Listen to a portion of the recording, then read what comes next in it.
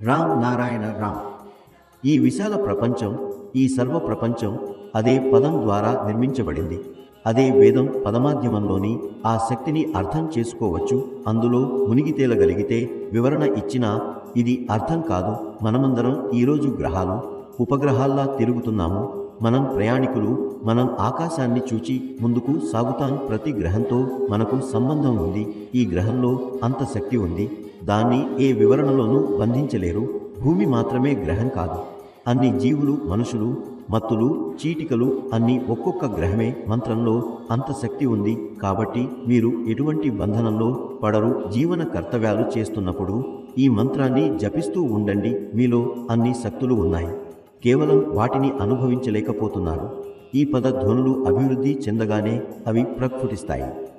మనసు గాలిలా వృధాగా తిప్పుకుంటుంది.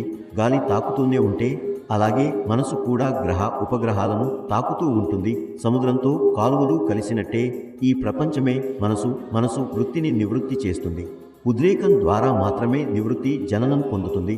గాలిని చూడలేమటంతో మనసును కూడా చూడలేము. గాలి లేకపోతే నీరు ఉండదు, నీరు లేకపోతే మంచు ఉండదు. మంచు, నీరు ఒకే వస్తువే. నీరు, మంచు గాలిలా రూపములే. అదే మంచు నీటిలో తేలిపోతుంది. మనసు కూడా లోక రూపం. హిందిత హిందిసే హిందిజ సవత్తు వహి రూపం. ఈ అనంత రూపాలు మనసు రూపమే. ఈ అనంత లోకం మనసే. మనసు వస్తువుగా మారుతుంది. మనసుతోనే ప్రతి వస్తువు సృష్టి కలుగుతుంది. మంచు ఏర్పడింది. ఈ వస్తువులోనే మేము తేలుకుంటున్నాము. మంచు నీటిలో కలిసిపోతుంది. అదే నీటిలో తేలుతూ ఉంటుంది. మేము సూర్యుని నుంచి, భూమి నుంచి ఉత్పన్నమయ్యాం. ఈ భూమిపైనే తిరుగుతూ ఉన్నాం.